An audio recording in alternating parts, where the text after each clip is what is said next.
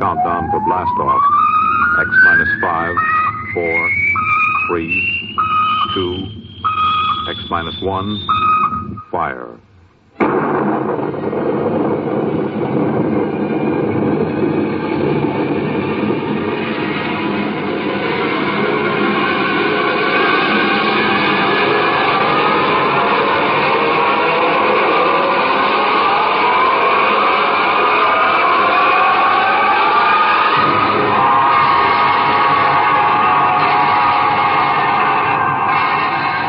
From the far horizons of the unknown come transcribed tales of new dimensions in time and space. These are stories of the future, adventures in which you'll live in a million could-be years on 1,000 maybe worlds. The National Broadcasting Company, in cooperation with Street and Smith, publishers of astounding science fiction, presents X minus 1.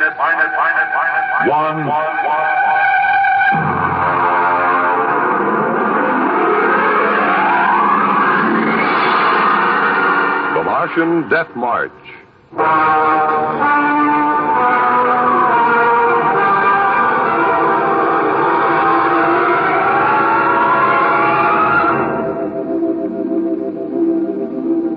I've always been interested in lost causes.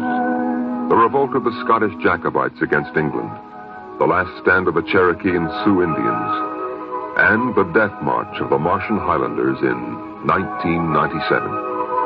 There's been a lot written about that march. The UN Commission report covers 4 volumes, but the whole story isn't down on paper yet. I know it because I was on that march from the beginning to the end. There's one part of the story that no one ever mentions. The Martian Death March of 97 was led by an Earthman.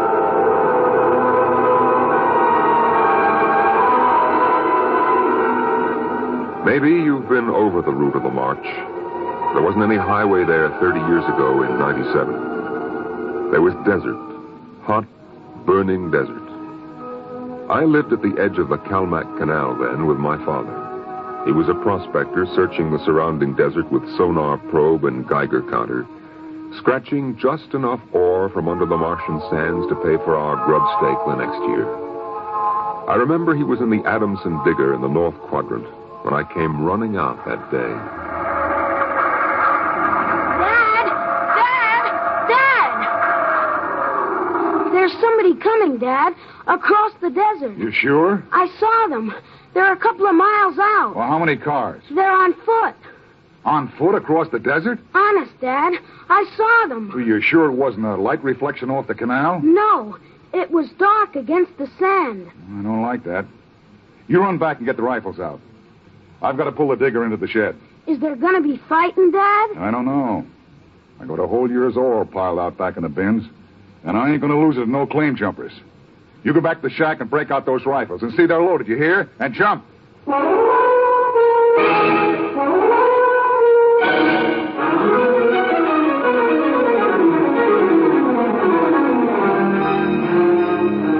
Dad had 3 surplus Army rifles and a couple of homemade grenades made out of ore cans stuffed with Adamson A explosives. We crouched inside the shack, waiting. The shadow of the water tower in the doorway grew longer as the quick Martian dusk settled down over the desert. And there they come, Al. There's 2 of them. What's that on the first one's back? Why, I haven't seen one of those in 20 years. What is it? A one-man desert tank. They used to carry water that way before Adamson put out the air still units. There's something funny about that second one. Look, he's all spindly, and his head's funny. He's funny, all right. Al, that's a Martian. I never saw one off the reservation before. There hasn't been one, not in 10 years. I don't like this. Here they come into the dooryard. You remember what I told you. Line up the sights and just squeeze the trigger. Hello! Hello there! Now, Dad? Hello! Wait a minute. What do you want? Water! I need water. Who are you? My name is John. John, huh?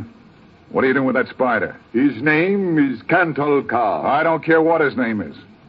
What's a human doing with a Martian? I found him in the dry bed of Calmac Canal, nearly dead of thirst. Probably ran off on the reservation. When our brothers are caged, they seek freedom. Brothers? Those spiders?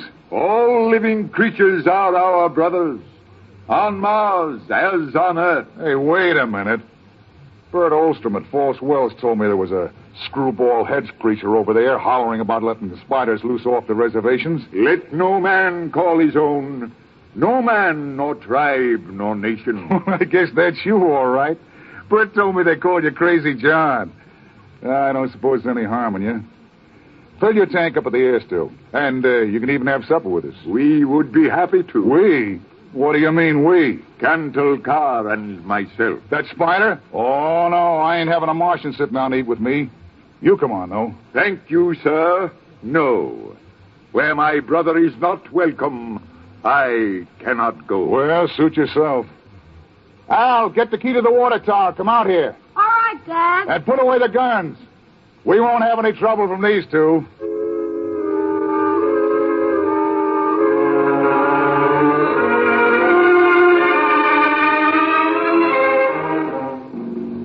The old man filled his tank at the air still tower, and the Martian went through the ash pile for half-burned fuel brick.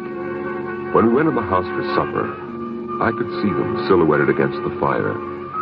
The old man with his wild hair and beard, and the thin, spidery arms and legs of the Martian. Dad, What? are all the Martians on the reservation? Yeah. All but a couple of wild ones in the mountains up north. The patrol catches a couple every year. Why? Well, they murder people. No, I mean, why are they on the reservation? Because it's the safest place to keep them. They'll pest us off. How many are there? Oh, I don't know. A few thousand. They keep dying off. Why? Well, they catch earth diseases. Chicken pox almost wiped out the whole gang of them 2 years ago. Chicken pox? I had that. It didn't wipe me out. Well, you ain't a Martian. I was born on Mars. Well, I mean you ain't one of those spiders. Now eat your food. It'll get cold. Okay. Dad, Oh, what now? were the Martians always on the reservation? Well, since the Outpost 3 massacre, they have been. What was that? Oh, back before you were born, they lived wild in the mountains up north. Were they fierce? Fierce enough. Only place for them spiders, behind wire. Yeah, it sure is.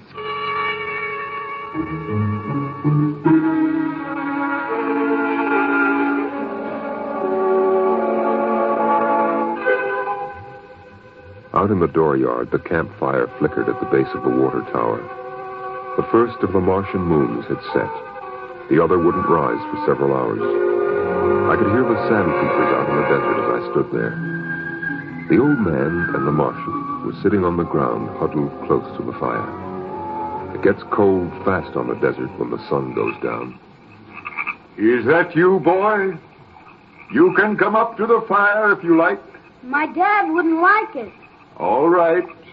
but I'm not afraid of no spider. No, there is nothing to be afraid of. How come his arms are all skinny? Ask him. Does he talk? Yes, his name is Cantal Carr. It is, huh? Hello. Hello, boy. He talks funny. It is not my language. Why isn't he on the reservation? You can get in trouble helping spiders to escape. No man has the right to imprison the innocent. They that are enslaved will be freed. They that are in sickness and misery will be comforted. They that are exiled in a strange place will be restored. My dad says the spiders are treacherous, cowardly, murdering savages. That's what he says. Boy, there was a time on this world when there were no earthmen, when the ships and the machinery of Earth were unknown. Then the people of the highlands lived in peace. But today they are a handful, starving, dying behind the wire. But the reservation isn't so bad. Our home is in the mountains of the north, not the desert. I heard a voice which cried out to me in the desert, "Go to your brothers." Do they really call you Crazy John? I have been called many things. You really think we ought to let those old spiders off the reservation? Boy, we die here in the desert. We die in the sun and of the sicknesses you have brought from Earth. That's 'cause Martians are just weak. I'll bet I could knock you down myself. You could. We are a different people. We have not the strength of muscle of Earthmen. But we will not stay here to die. You won't get off the reservation. The patrol takes care of all that. They won't let any stinking old spiders out. Even in the minds of children is planted the poison of evil. How long?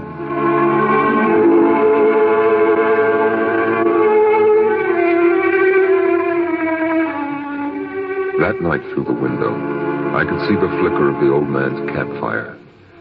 He was walking up and down now, shouting, singing hymns, verse after verse, his white beard catching the light as he passed behind the fire. The Martian sat slumped over, his thin, spindly arms folded across the huge barrel chest that had developed over the centuries as the air of Mars thinned and escaped into space. In the morning, I looked out, and they were gone. Looking back now, we wonder how they did it.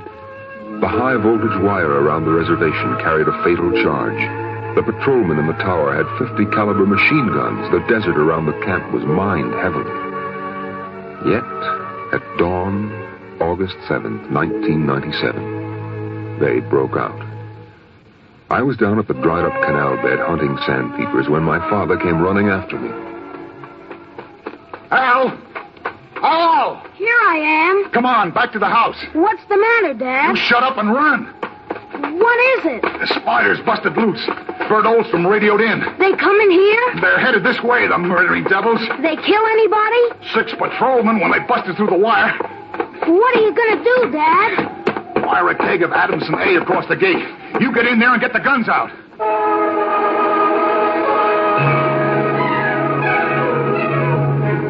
I got the rifles and shoved a full clip in each one. Then I slipped a primer fuse in the homemade grenades and lugged them out to the porch. Dad was running lead wires back to a detonator from a half keg of Adamson A he'd set across the gate. There. And that's it. Now give me one of those rifles. Will they be here soon? You can see the dust over the rise. Murdering spiders. What'll they do? I don't know. Now make sure you get a good sight, Al. Don't waste any bullets.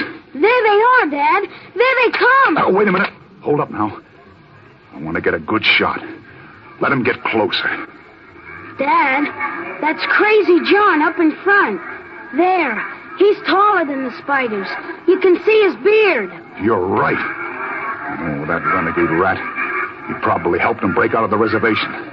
Listen, Al. If anything happens to me, you ride out back to the shed. You can hide out in the empty ore bins till they go away. Now, you got that? All right, Dad. We're going to come in. The spider's shouting something, Dad. Probably a trick. Get down a little, Al. You're in the way. I got him clear now. Right in the head. Up a little now. Got him. Got him, Al. Dad, look out. They've got guns. Down. Get down. Ooh. Dad. Get out, Al. Get out to the shed. Dad, you're hit. Go on. Those spiders are going to rush. Now get going. No, I can't let you. Shut up and get out of here. You hear? Get out.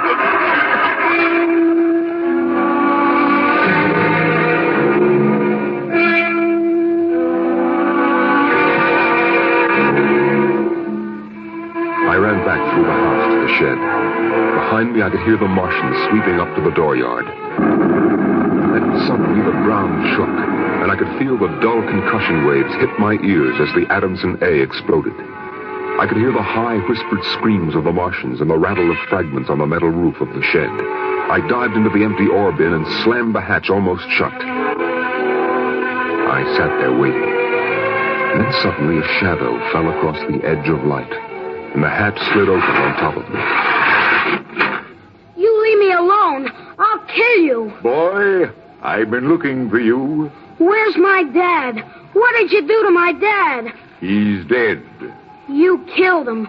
You and those spiders. I'll kill you. I'll kill all those stinking, murdering spiders. They are our brothers, boy. Your father shot without warning, and the fire was returned against my orders. You mean you weren't going to attack us? Our brothers came in peace. They are going home to their mountains. We came to get water for the journey. You mean you just wanted water? Dad!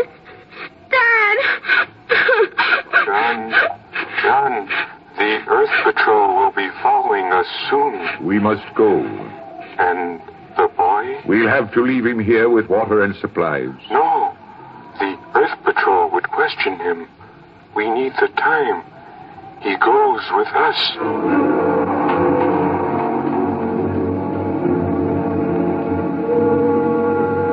They tore the Adamson air still from the tower and mounted it on poles. They piled our supplies in the yard and loaded them on their backs. And then they started. I marched with the old man at the head, and the column stretched out behind us on the desert. I turned to look back at our house, but the sun was behind it, blinding red. The old man pulled me around as he marched, his eyes fixed on the horizon, where far to the north rose the cool mountains that were the ancient home of the Highlanders. 14 of the Martians died the first day. They dropped to the side of the column when they could go no farther, and died. But the march went on. On the 5th day, we swung wide to avoid a mining settlement, but not wide enough. The miners were in ambush behind a pile of rocks.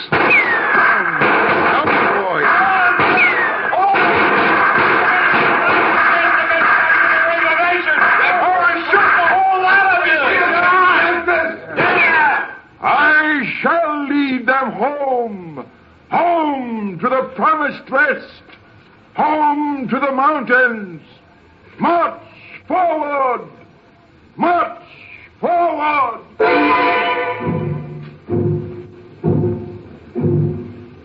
And the march went on. We wound across the desert in wild zigzags, following the paths the old man had traveled through the years. Only once a patrol plane hovered on the horizon and then shot away. The days went on, the weeks, and the Martians died. They died of exhaustion. They died of the diseases we had given. And they died of thirst. The Adamson still could produce 27 units of water an hour, no more. And on that, they died of thirst. Here, boy, here's your water. But that's more than the others got. Take it. It's yours. You're giving me your water. It will be provided to me. He that brings justice to his brothers will drink deep of the water of righteousness. He that... Drink your water, boy. Across the desert, from the Calmac Canal to Fever Dip, past the towering mesas of the Higgins Badlands, across the dry sea bottoms they marched.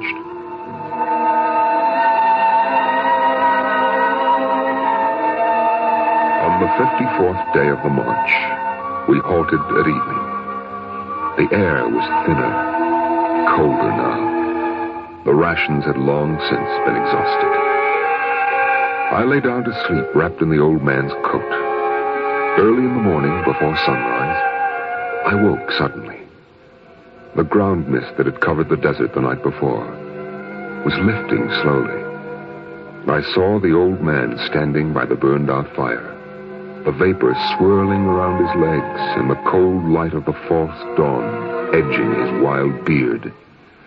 Go back to sleep, boy. I can't. The end is near. I have led them through the wilderness, dry shod across the seas, and before us lie the mountains. You mean we're almost there? When the mist is taken from the eyes of man, the place of refuge can be seen. You mean the mountains? It's over. We're there. I have led them to their home, and I must go back to the desert. You mean alone? Even now, I hear a voice in the wind. Carry the message to the men of Earth. Bring to this new world the message of the old. All beings created in the universe are my brothers. And he that harms my brother harms me. Goodbye. Goodbye, boy. You'll be safe now. Goodbye, John. Goodbye.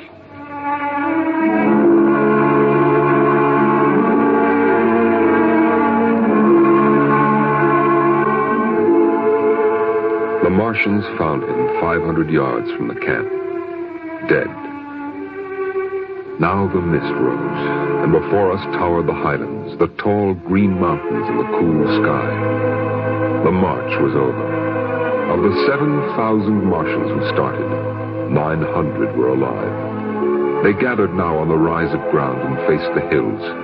Their thin bodies wavered as they stood, and some dropped to the ground as they stood there.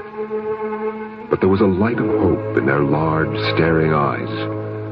Most of them had died, but they had died on the way home. And now the march was over.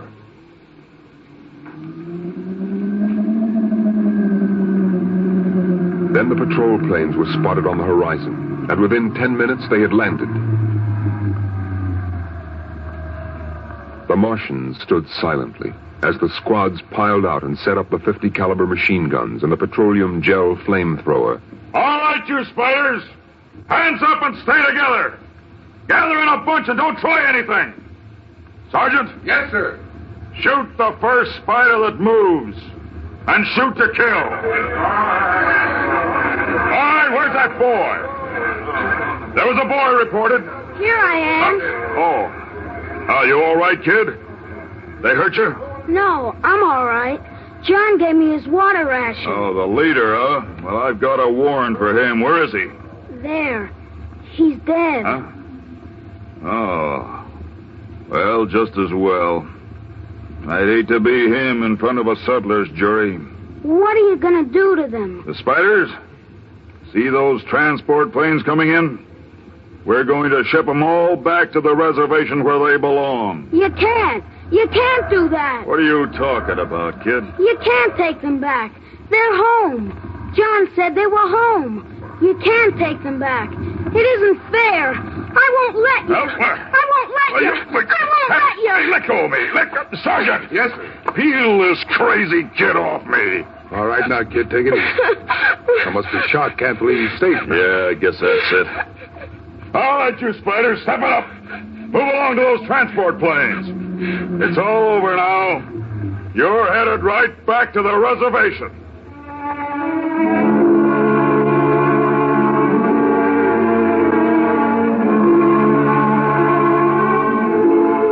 They separated them in groups of 50 and loaded them on the planes. 900 out of 7,000. And soon the first big-bellied ships waddled out on the hard sands and lifted slowly into the air, headed back to the south, flying over the trail of dead and dying who started on the march to the highlands, the march to home. Don't worry about them spiders, kid. We'll take care of them. Come on now, kid. You'll feel better as soon as you get back to civilization. Before the plane took off, I looked once more at the green mountains towering through the mist. And then, just before the motor raced, I saw John. Crazy John propped up against a dognut bush where the Martians had placed him. The wind from the south gave the wild hair and beard a rippling life. He faced the hills, the home and rest he had promised his brothers, as he led them through the wilderness of Mars.